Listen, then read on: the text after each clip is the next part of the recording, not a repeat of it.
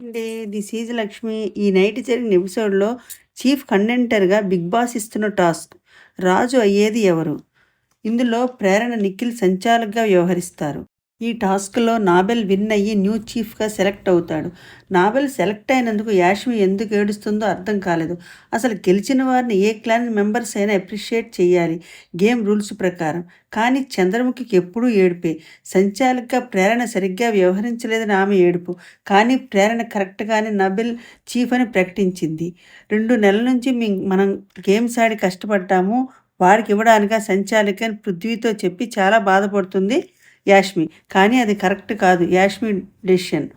ఇక 'Bigg Boss' midnight eviction ఉంటుందని ప్రకటించాడు. నిఖిల్, నవిల్, మణికంఠ సేఫ్ జోన్‌లో ఉన్నారని ప్రకటించాడు 'Bigg Boss'. Aditya, Vishnupriya, Nainika votes తక్కువ వచ్చాయి కాబట్టి ఎలిమినేషన్‌లోకి వచ్చారు. ఈ ముగ్గురు రెడ్ లైన్ మీద నుంచోవాలి. ఎవరైతే బయటికి పంపాలని అనుకుంటున్నారో వారిని ముందుకు నడిపించాలి. సీత, నిఖిల్, యాష్మి, మణికంఠ, ఆదిత్య గారిని రెడ్ లైన్ ముందుకు నడిపించారు. దీనివల్ల ఎక్కువ ఓట్స్ పడడం వల్ల ఆదిత్య గారు ఎలిమినేట్ అయ్యారు. ఈయన సాటర్డే ఎపిసోడ్‌లో 4 సార్లు స్టేజ్ మీదకి పిలుస్తారు. సండే ఎపిసోడ్‌లో నైన్‌కి ఎలిమినేట్ అవుతుంది. ఇక నెక్స్ట్ ఎపిసోడ్‌లో మళ్ళీ కలుద్దాం. ప్లీజ్ సబ్స్క్రైబ్ చేయండి. Thanks for watching.